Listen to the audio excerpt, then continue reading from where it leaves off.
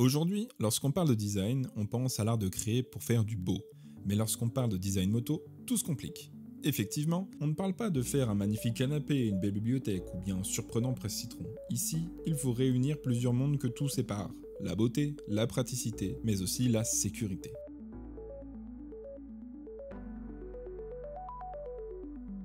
Prenons non pas par hasard ce presse-citron. Conçu par Philippe Starck en 1991, il est simple, pur et à première vue, pratique.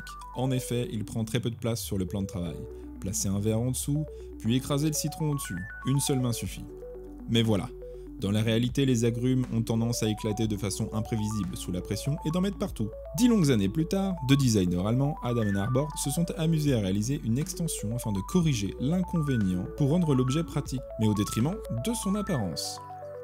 Voici un petit contexte historique. Au cours du siècle dernier, l'architecte Louis Henry Sullivan, considéré comme le père des gratte-ciels, nous donna une célèbre maxime : la forme suit la fonction. Souvenez-vous-en. Retour avec Monsieur Starck, qui a souhaité s'affranchir de ce credo et de laisser libre cours à sa créativité, et de réaliser ce fameux presse-citron J.C. Salif. On est plus proche d'une œuvre d'art que d'un véritable ustensile de cuisine. Son intention n'était pas de créer l'objet le plus pratique, mais de susciter des émotions. Vous connaissez tous ce designer. Directement ou indirectement, il a réalisé une multitude d'objets du quotidien, comme la Freebox Révolution, ses photomatons, ce disque dur externe, ses panneaux, puis cette Aprilia. Vous voyez le dilemme, on ne peut pas pousser tous les curseurs au maximum. Concevoir une moto à la fois belle, pratique et sécurisante est actuellement impossible. Maintenant, revenons-en à nos moutons, ou plutôt à nos deux roues.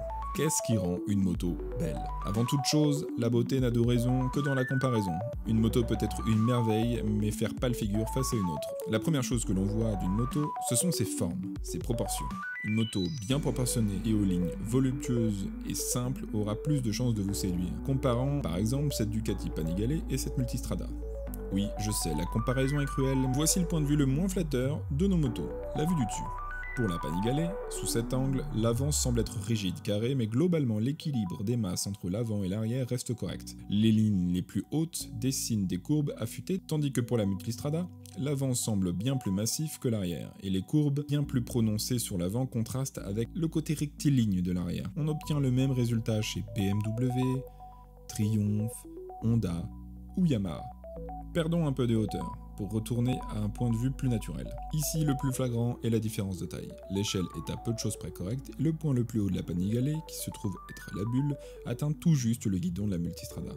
Pour combler la différence, il faudrait ajouter environ 40 cm ou 35% de la hauteur de la Panigale elle-même, soit quasiment 5 Big Mac. Si on continue sur la répartition des masses, sous cet angle, cela dessert toujours la Multistrada. Si on trace une ligne au centre des deux motos, on voit que la Panigale a certes un peu plus de volume vers l'avant, mais la Multistrada, elle, y semble 2 fois plus volumineuse. Vous noterez qu'on tombe au centre de l'embrayage pour l'une, mais pas l'autre. Première ligne importante, celle entre la tête et la queue. 11 degrés pour la Panigale, 13 en avant, là où la Multistrada est absolument à plat. Seconde ligne, entre les roues et la queue, dans le même ordre 23 degrés contre 19. Troisième ligne, l'inclinaison entre les roues, 1,8 degrés à gauche contre moins 0,3 degrés à droite. L'une va vers l'avant, l'autre vers l'arrière, à cause d'une roue plus grande à l'avant. Et enfin, quatrième et dernière ligne, plutôt similaire, entre la tête et la roue, 65 degrés contre 63. J'ajouterais que les bons designs possèdent une diagonale entre le bras oscillant et la tête. Celle-ci doit être vraiment visible, et c'est bien le cas pour la sportive, mais aucune ligne claire sur le trail. Donc omettons cette ligne. Voilà ce que donne l'ensemble des lignes. Pour la Panigale, aucune ligne plate. Deux du côté de la Multistrada, en les rapprochant, ça devient flagrant. Voilà ce que ça donne avec une Street Fighter. En bleu, les lignes de la Panigale, elles coïncident parfaitement à l'exception de l'avant, car les roadsters ont moins de carénage en tête de fauche. Et là, les plus attentifs diront que c'est normal, après tout, la Street Fighter est une Panigale décarénée. Alors testons avec une BMW SMI-RR. À part un léger chargement à l'avant, on coïncide toujours. Peut-être un coup de chance, me direz-vous, mais on semble sur une bonne piste. Une Yamaha R1 ? Ah, ici les lignes présentent quasiment le même angle d'attaque. Toujours pas une ligne plate, elles sont décalées car la selle pilote est plus profonde et qu'il y a une selle passager. Allez, une petite dernière pour la route, une CBR 1000 RRR Fireblade. Encore une variation du triangle supérieur, mais la règle tient. Le point commun entre la Panigale, la Street Fighter, la S1000RR, la R1 ou bien la Fireblade ?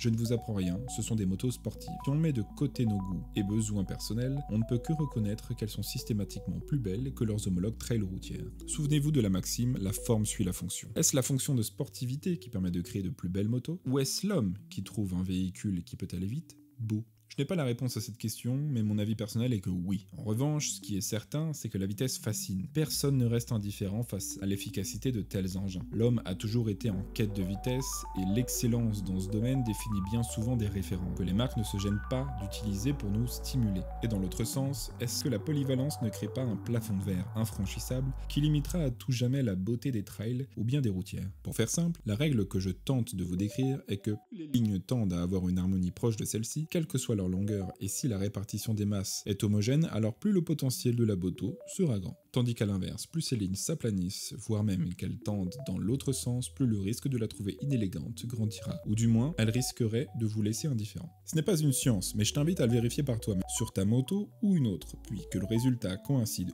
ou non, à le partager en commentaire. Nous atteignons ici la fin de cette première partie. Compte tenu de la quantité de facteurs influençant le charme de nos motos, je dois segmenter ce thème. Dans la suivante, nous parlerons un peu d'anthropomorphisme, de couleurs et d'attention aux détails. J'espère que la vidéo t'a plu, abonne-toi, car il se pourrait que prochainement, je réserve temporairement certaines vidéos aux abonnés. Tu peux aussi me suivre sur Insta si tu veux des potins en avance, tout est en description. D'ici là, prudence et plaisir sur la route. C'était Rusty Biker, tchuss.